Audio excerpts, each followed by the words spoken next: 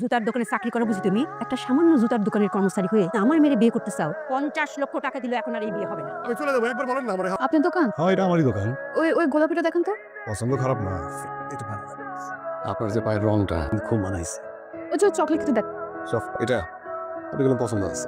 না রে বিথি, এখানে মন মতো কিছুই পাইলাম না। হ্যাঁ, আমার পছন্দ মতো একটা জুতা দেখাই। আর এটা যদি পছন্দ না হয় ফ্রি নিয়ে যাবেন, কোনো টাকা নেবো না। পছন্দ হয়নি, এখন তো এমনি এমনি নিয়ে যেতে হবে না? সব আপনার জন্য ফ্রি। আবার আসবেন। এই মায়ের স্যার আইতে কি পাইলি? তোমার কি ধারণা সে আমার কাছ থেকে জুতা ফ্রিতে নিয়ে যাবে? এই মায়ে আবারও আসবো। আচ্ছা, বসেন দেখি এটা কেমন লাগে আপনার পায়ে। টাকা কিসের? আগের দিন দুষ্টুমি করে জুতা নিয়ে গেছিলাম। এই যে জুতার দোকানে তো আসেন না। মানুষ কি রোজ রোজ জুতা কিনে নাকি? আচ্ছা, তাহলে চলেন এক জায়গায় নিয়ে যাই। দোকানে কিন্তু নতুন জুতা উঠছে। আচ্ছা আসবো। আপনি মানুষের খুব বোকা। আমি কেমন বলেন তো? আপনি জুতার মতো সুন্দর। কি?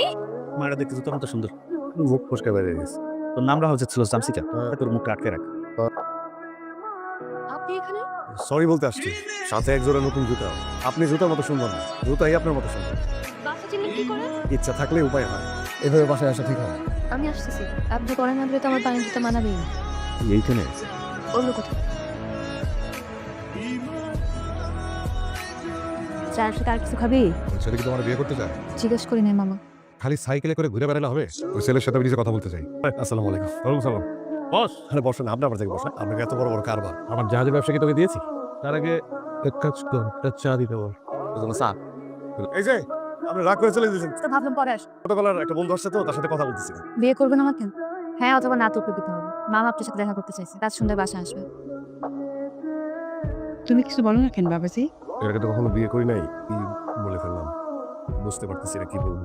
ঠিক আছে, আমি বলি তুমি শোনো। পরিবারে কে কে আছে? আমি আর বাবা ছাড়া আর কেউ নাই। আমার দুলাভাই বাইসা নাই। তারপর তো মেয়ের দিকটা দেখতে হয়, মেয়ের পরিবারের দিকটা দেখতে হয়। বুঝলি, সেটা তো দেখবোই, কিন্তু আমি প্রমাণ চাই।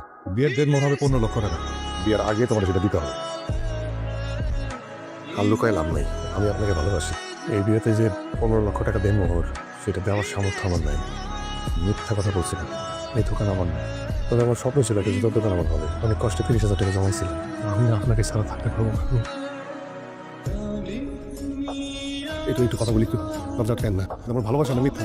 কথা শুনেন শুনেন শুনেন শুনেন। 15 লাখ টাকা তো আমি জোগাড় করবো, সেটা মেনে দেবো।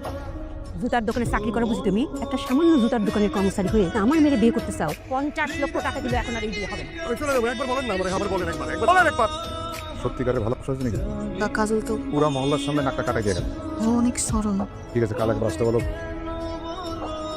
কাজল কোন? বাসে পাঠাইলাম। মামা আপনার সাথে কথা বলতে চাইছে। আর আপনি? সব কথা মুখে বলতে হয়। আসি। ওরা কিন্তু আমরা নিজের সন্তান আনতে দিচ্ছি। আমি এখানে রাজধানী করে রাখি। সেদিন মহল্লায় হইচই করে একটা উপকার করতে বলছি। 15 লাখ না, 30 লক্ষ টাকা দেড় মোহরের পাত্র পাওয়া গেছে। সাহেব না, নাই বুঝি আর ছেলের মৃত্যুর জন্য আপনি কি কাউকে সন্দেহ করেন?